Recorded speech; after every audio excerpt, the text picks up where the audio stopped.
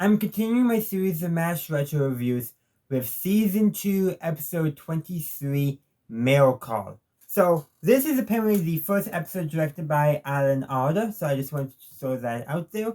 But let's actually talk about the episode. It's Mail Call, and everyone gets some sort of mail, and we get to see their reactions to it. So, Henry gets basically a bunch of, payments and check stubs from his wife, and he's expected to, balance her checkbook. Now, I do want to say he's mad about this episode, but if you remember a couple episodes back, he says to send them to her. Granted, a lot has gone on since then. I forgot about that, so yeah. Hawkeye, I get to that too. Does he get that from his father? Well, he gets a sweater from his sister that by the end of next season will no longer have existed. Yeah, early continuity of MASH is not always accurate. Continuity is not a big thing in shows this time period anyhow, but apparently, according to the wiki, I gotta pay attention, but the sweater does show up after they establish that he doesn't have a sister.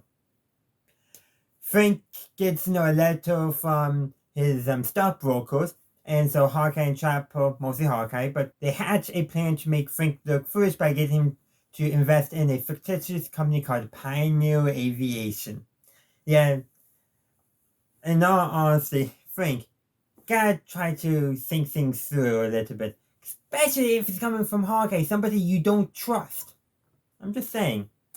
Also, too, that Hawkeye basically, well, Grant, he made Pioneer Aviation up. He basically said that his congressperson was doing insider trading. So I'm just saying that, since he made Pioneer Aviation up, his congressperson wasn't doing that, but he implied his congressperson would do it. Trapper gets a letter from his wife, including pictures of his kids, and that leads to him getting depressed and homesick, and he tries to head back home. Hawkeye stops him. Also helps that, they reveal to Frank that they made Pioneer Aviation up. That helps a lot, too. Who else got a letter? I don't remember if Margaret got anything.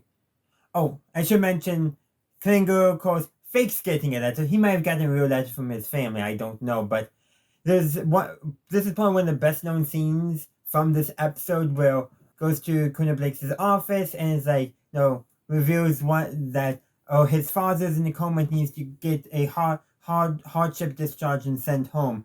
And then Henry pulls out basically all those hardship stuff he did. No, sister dying, sister pregnant, mother dying, mother pregnant, half the family dying, half the family pregnant, all that stuff. This is the episode that scene comes from. I should also mention, when Radar gets the mail, the camp swamps him, and apparently somehow they take the outer layers of his uniform at the same time. So yeah.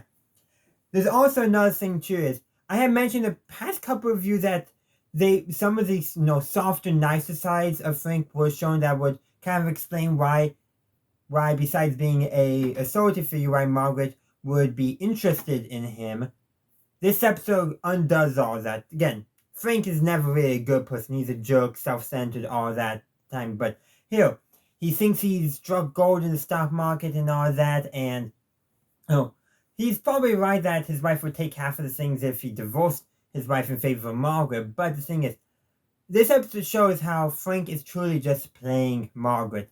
And the fact that, yes, they have a brief breakup, but the fact that by the end of the episode, they get back together, that Frank promises that basically he'll do whatever she wants, i.e. satisfy her and however she wants, and that's all it takes to get them back together. It's like, Margaret, you can do so much better than Frank. And that's actually one of the biggest problems with the early seasons of MASH. The fact that Margaret is not really allowed to advance as a character. There was that one episode, I forget the name of it, where her character did advance, but the status quo was reset in the very next episode. Now, once Colonel Parker comes in, she actually has an authority figure that she can respect and does not need a romantic relationship with, more of a fatherly relationship. And then meeting Colonel Penobscot in Japan was what allowed Margaret to break free of Frank, and really that's when her character started advancing. But this episode shows that they the writers are almost too stuck keeping Frank and Margaret together, even though Margaret does not deserve Frank.